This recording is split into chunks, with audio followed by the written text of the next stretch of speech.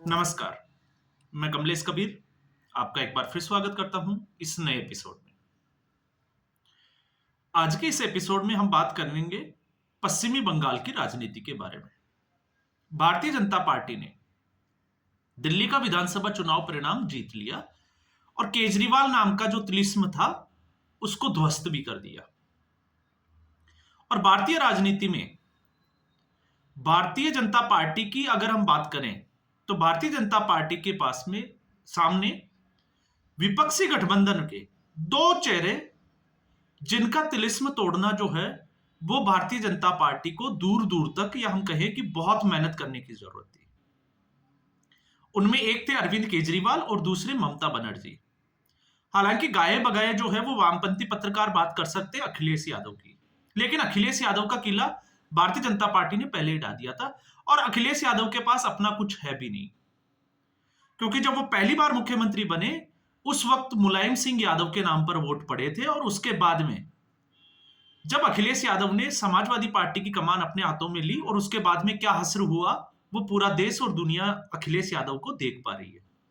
तो अखिलेश यादव की भले ही लोकसभा चुनाव में इस बार उनकी सीटें बढ़ गई हो, कारण कुछ भी हो, लेकिन इससे ज्यादा अखिलेश यादव कुछ कर नहीं पाए।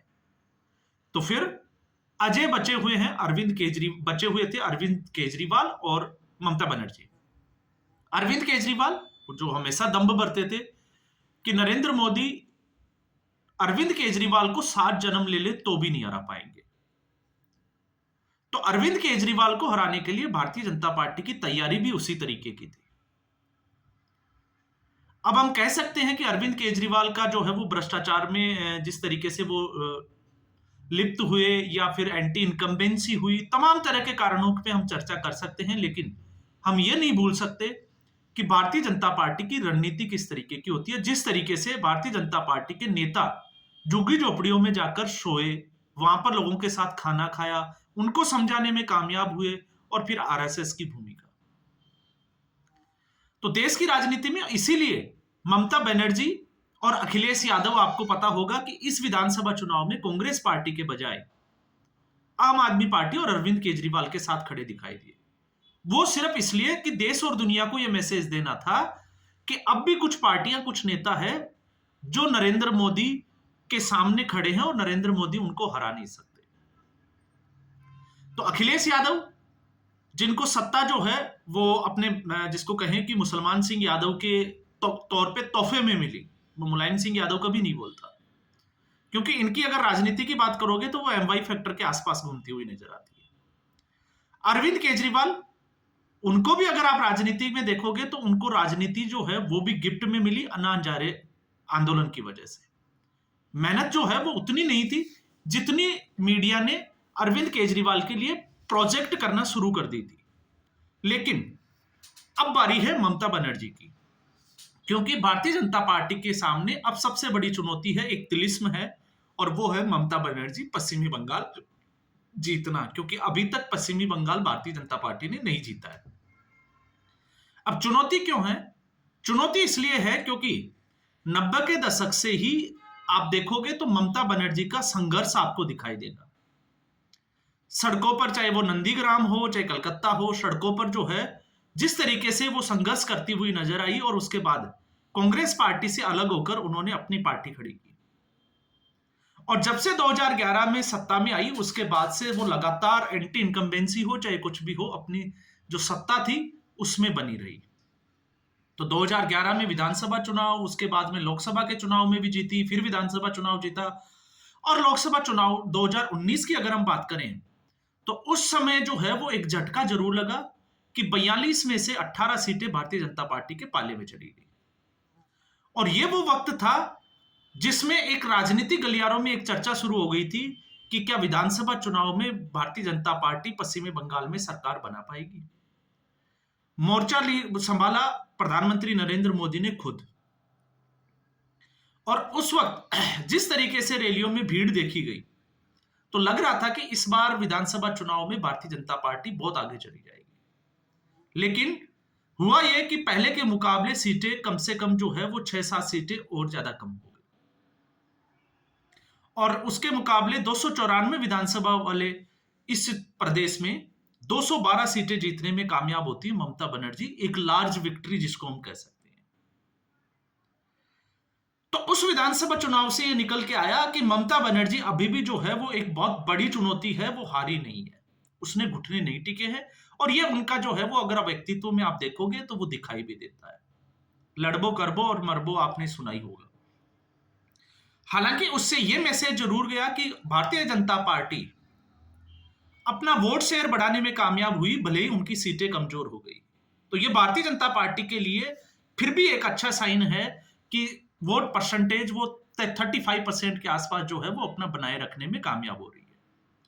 और जब 30 से 35% वोट परसेंट जो है वो बनाए रखने में कामयाब हो रही है, तो अब भारतीय जनता पार्टी की नजर है कि उसको 40% से ऊपर किस तरीके से ले जाया जाए, ठीक दिल्ली की तरह। क्योंकि अरविंद केजरीवाल को दम था कि उनके पास में 53% जो है वो वोट शेयर है, लेकिन इस चुनाव में 10% उनका वोट शेयर जो है वो धड़ाम से नीचे आ गया। तो भारतीय जनता पार्टी ऐसा नहीं है कि ममता बनर्जी के लिए चुनौती नहीं बनी हुई है। तो ऐसी स्थिति में अब सवाल यही खड़ा हो जाता है कि ममता बनर्जी जब दिल्ली के विधानसभा चुनाव परिणाम आए तो उनका स्टेटमेंट था कि अगर कांग्रेस पार्टी और आम आदमी पार्टी चुनाव साथ मिलकर लड़ती तो शायद भारतीय जनता पार्टी की सरकार नहीं बनती। लेकिन उनके ही डायमंड हार्बर के जो सांसद है, वो विधायक है अभिषेक बनर्जी, आई थिंक सांसद होंगे या विधायक, ये थोड़ा सा मुझे कंफ्यूजन है। तो उनका अगर आप स्टेटमेंट देखोगे तो उनका था कि ऐसा कुछ भी नहीं हो सकता या ऐसा नहीं है, यह अनुमान गलत भी हो सकता है। और आपको पता है बुआ और भतीजे में वहां पर मत भिन्नता जो है वो साफ तौर से देखी जा सकती है, गुट बने हुए हैं। लेकिन खैर वो हमारा इसका जो है वो चर्चा का विषय नहीं है। अब ममता बनर्जी का जब कांग्रेस पार्टी के गठबंधन को लेकर जब सवालिया निशान खड़ा हो जाता है, तो ऐसे समय में जब ममता बनर्जी का स्टेटमेंट ये आता है कि वो पश्चिमी बंगाल में अकेले दम पर चुनाव लड़ने के लिए तैयार है, उनको गठबंधन की जरूरत नहीं है, तो फिर बात यही आ जाती है कि गठबंधन में कांग्रेस पार्टी को तवज्जो क्यों नहीं दी जा रही है। तो कांग्रेस पार्टी को तवज्जो इसलिए नहीं दी जा रही क्योंकि कांग्रेस पार्टी सीपीएम के साथ मिलकर चुनाव लड़ती है, और उस सीपीएम का तिलिस्म जो है वो ममता बनर्जी ने ही तोड़ा था। तो जब तक सीपीएम लेफ्टिस्ट के साथ में कांग्रेस पार्टी खड़ी है पश्चिमी बंगाल में, ममता बनर्जी का समझौता या गठबंधन जो है वो कांग्रेस पार्टी के साथ हो ही नहीं सकता।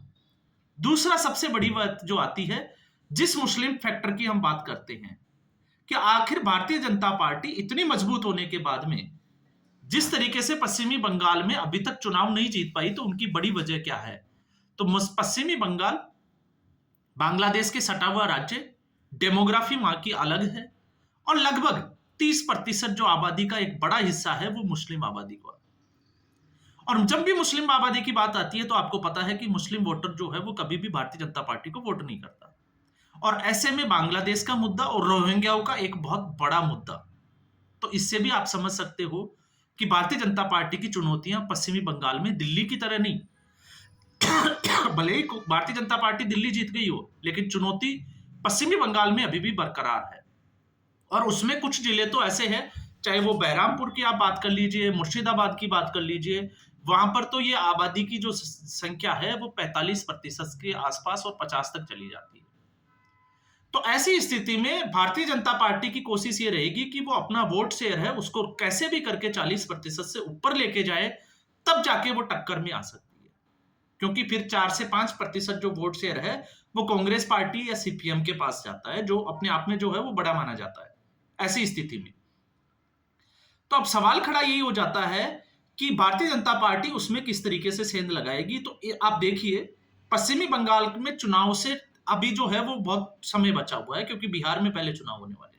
लेकिन चाहे वो अमित मालवीय जो बंगाल के प्रभारी है उनके लगातार पश्चिमी बंगाल के दौरे हो, या फिर जिस तरीके से आरएसएस ने अपने आप को जो है वो संगठित और मजबूत करने का बीड़ा उठाया है पश्चिमी बंगाल में, तो इससे आप समझ सकते हैं कि भारतीय जनता पार्टी इस बार जिस तरीके से अरविंद केजरीवाल को सत्ता से बाहर किया, ठीक उसी प्रकार से ममता बनर्जी को सत्ता से बाहर करने के लिए चुनाव उतनी ही मजबूती से लड़ेगी। कांग्रेस पार्टी की तरह नहीं है कि फैक्ट फाइंडिंग कमेटी बनी, कारणों पे चर्चा भी हुई, लेकिन एक्शन के नाम पे जो है वो 11 बजे तक सोकर उठना है और कुछ भी नहीं है, मीडिया को एक नोट दे देना है कि हम लोग ये कर रहे हैं। भारतीय जनता पार्टी की कार्यशैली कुछ अलग है, बाकी जो पार्टियां हैं उनसे थोड़ी भिन्न है। तो लोकसभा चुनाव में भले ही जो है वो भारतीय जनता पार्टी को सीटें कम हुई हो 18 के मुकाबले, लेकिन वोट शेयर बढ़ने का मतलब है कि ये एक संकेत भी है कि भारतीय जनता पार्टी वहां पर सरकार बना सकती है अगर वो अच्छे से लड़े। लेकिन फिर चुनौती वही हो जाती है, क्योंकि ममता बनर्जी ने जिस तरीके से अपने आप को पश्चिमी बंगाल में डाला है, और उसको अगर आपको समझना है तो पश्चिमी बंगाल जब आप विजिट करो तो आपको पता चलेगा कि पश्चिमी बंगाल में तृणमूल कांग्रेस की जड़ें कितनी मजबूत है। और जब मैं ये कहता हूं तो उसके पीछे का कारण क्या है? उसके पीछे का कारण यह है कि आज भी ममता बनर्जी के लोग जो है वो दूसरे लोगों की हत्या करने से भी नहीं चकते हैं। तो आप समझ सकते हैं कि पश्चिमी बंगाल में तृणमूल कांग्रेस का वजूद किस तरीके से फैला हुआ है। आज भी वहां गांवों के लेवल पे मैं बात कर रहा हूं, बूथ लेवल की जहां बात होती है, अगर कोई हिंसा या कुछ भी कोई घटना घट जाती है तो मामला जो है वो पंचायत में ही निपटा लिया जाता है। और ऐसा करने के लिए सिर्फ और सिर्फ तृणमूल कांग्रेस ने इस तरीके का जाल बिछाया हुआ है कि वहां पर कुछ ऐसे लोग होंगे जो जिनकी परमिशन के बिना वहां के पुलिस थानों में जो है वो रपट भी नहीं लिखी जाती है, मामला जो है वो पंचायत में ही सुलझा लिया जाता है। तो जब इस तरीके से अगर कोई सरकार वहां पर काम कर रही है तो उसको तोड़ना बहुत मुश्किल है, क्योंकि तृणमूल कांग्रेस आपने देखा होगा अभी जिसका एक मैटर उछला था, आई थिंक एक जो व्यक्ति था उसका नाम मेरे दिमाग से अभी निकल गया, शेख नाम से जो व्यक्ति था जिसका महिलाओं के साथ बलात्कार और साथ में जो है वो जमीन हथियाना का मामला चल रहा था, संदेश खाली का मामला। तो ऐसे मामले में जब आप देखिए, और दूसरा अगर उसको पकड़ने के लिए कोई सेंट्रल एजेंसी जाए और उसके ऊपर उल्टा हमला हो जाए और वो दुम दबा के भागे, तो आप समझ सकते हो कि पश्चिमी बंगाल में अब तक जो है वो तृणमूल कांग्रेस ने अपनी जड़ें किस तरीके से बना रखी है कि आप वहां पर घुस भी नहीं सकते। और जब आप घुस नहीं सकते तब आपको अंदाजा लगता है कि सामने वाला कितना मजबूत है। तो इसलिए मैंने कहा कि भारतीय जनता पार्टी के लिए जो है वो चुनौती अभी भी बड़ी बनी हुई है। और वो चुनौती इसलिए बनी हुई है क्योंकि अखिलेश यादव वो कोई बड़ी चुनौती नहीं है। यूपी के 2 लड़के आए और अपनी हवा निकाल के जो है वो वापस भाग लिए। लेकिन अरविंद केजरीवाल जिस तरीके से एक नैतिकता के आधार पे एक जनता के इमोशन से जीत के आए, उन्होंने जनता की भावनाओं को फायदा उठाया। लोगों को लगा कि राजनीति बदलेगी, लेकिन राजनीति नहीं, अरविंद केजरीवाल खुद बदल गए। जिन पार्टियों के ऊपर आरोप लगाते थे उनकी गोद में जाकर बैठ गए। पश्चिमी बंगाल का मामला अलग है, क्योंकि पश्चिमी बंगाल में ममता बनर्जी जिसको कहते हैं कि रूट से निकल कर आना, संघर्ष से निकल कर आना, और जो संघर्ष से निकला हुआ व्यक्ति होता है उसको पता होता है कि राजनीति कैसे करनी है, कैसे अपने आप को जो है वो मजबूत बनाना है और कैसे विपरीत परिस्थितियों में भी अपने आप को खड़ा करना है। और मुझे लगता है कि ममता बनर्जी इसको भली भांति जानती है। तो इस बार जो पश्चिमी बंगाल की जो लड़ाई होगी, आप मान के चलिए कि इस बार दिलचस्प होने वाली है, क्योंकि जिस तरीके से नॉर्थ इंडिया की हम बात करते हैं, हिंदी भाषित जो राज्य है उनमें भारतीय जनता पार्टी वैसे भी मजबूत है। तो जब पश्चिमी बंगाल की हम बात करते हैं तो पश्चिमी बंगाल में भारतीय जनता पार्टी ये चाहेगी कि पश्चिमी बंगाल जो अब तक उनके कब्जे में नहीं गया या जिसको भारतीय जनता पार्टी छू नहीं पाई, उसको किस तरीके से अपने हाथ में ले, इसके लिए पुरजोर कोशिश करेगी। और फिर उसमें आरएसएस की भी जो है वो एक बड़ी भूमिका होगी। तो इसलिए कांग्रेस के बजाय ममता बनर्जी ये चाहेगी कि जो मुस्लिम वोटर है वो मुस्लिम वोटर अभी भी ममता बनर्जी के साथ बना रहे हैं। इसलिए कांग्रेस पार्टी को वो कतई एज देने के मूड में नहीं है। ये हमने लोकसभा चुनाव में भी देखा था और विधानसभा चुनाव में भी हमने देखा। तो आज के एपिसोड में बस इतना ही। उम्मीद करूंगा वीडियो एपिसोड आपको पसंद आया होगा। वीडियो को लाइक करें, शेयर करें, चैनल जरूर सब्सक्राइब करें। धन्यवाद।